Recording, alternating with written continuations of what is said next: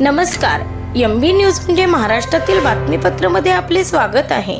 आमच्या चॅनलला अजूनपर्यंत सबस्क्राइब केले नसेल तर बातमी बघण्यापूर्वी अवश्य करा।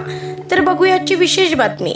तलाठी पदभरती पुन्हा घ्यावी, तसेच TCS IBPS या परीक्षा घेणाऱ्या कंपन्या बंद कराव्या या मागणीसाठी आज युवक दिनी युवक रस्त्यावर उतरले होते। यावेळी अमरावती जिल्हाधिकारी कार्यालयावर स्पर्धा परीक्षेचा अभ्यास करणाऱ्या विद्यार्थ्यांनी डॉक्टर अजय यावले यांच्या नेतृत्वाखाली मोर्चा काढला होता। यावेळी तलाठी पदभरती रद्द करून नव्याने घ्या व पोलीस भरती तात्काळ काढा अशी मागणी विद्यार्थ्यांनी केली। यावेळी मागण्यांचे फलक घेऊन विद्यार्थ्यांनी आक्रोश केला। यावेळी काँग्रेस नेत्या व आमदार यशोमती ठाकूर पाठिंबा देत त्यांनी विद्यार्थ्यांची भेट घेतली। तर युवक दिनी विद्यार्थी रस्त्यावर उतरले तर पंतप्रधान नरेंद्र मोदी त्यांना तर संविधानही खोटं वाटतं अशी टीका यशोमती ठाकूर यांनी केली आहे। ब्युरो रिपोर्ट, MB न्यूज, महाराष्ट्राची बातमीपत्र, अमरावती।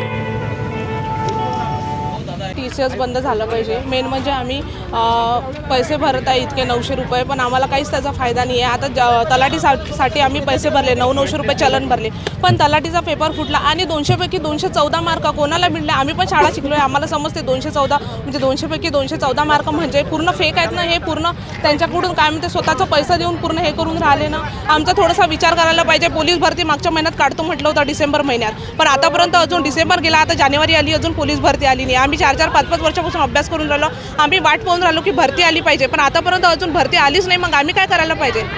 आणि हे तुम्ही सगळं जे फेक करत आहे म्हणजे काय म्हणते जागा भरून राहिल्या स्वतःच्या खिशातून पैसे देऊन, मग गरिबांनी काय केलं पाहिजे?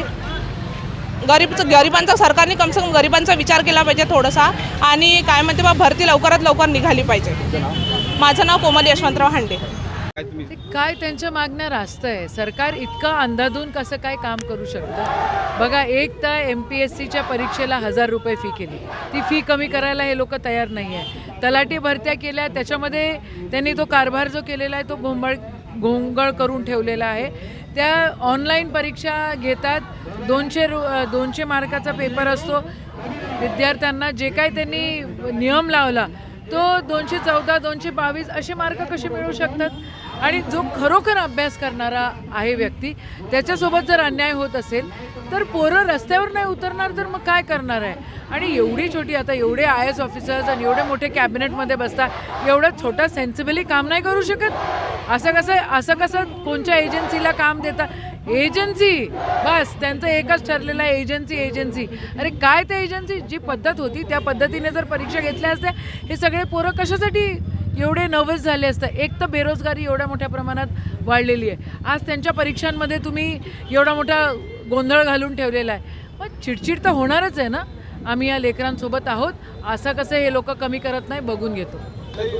काय आता इथं बघा, युवक रस्त्यावर आहे आणि आजचं युवक दिन आहे, आज 12 जानेवारी आहे, आणि त्या युवक दिनी लेकरांना रस्त्यावर उतरावं लागतंय त्यांच्या हक्कासाठी। पंतप्रधान साहेबांचं काय म्हणणं? त्यांना तर ते म्हणतात तेच खरं आहे असं वाटतं, त्यांना तर संविधान पण खोटं वाटतं।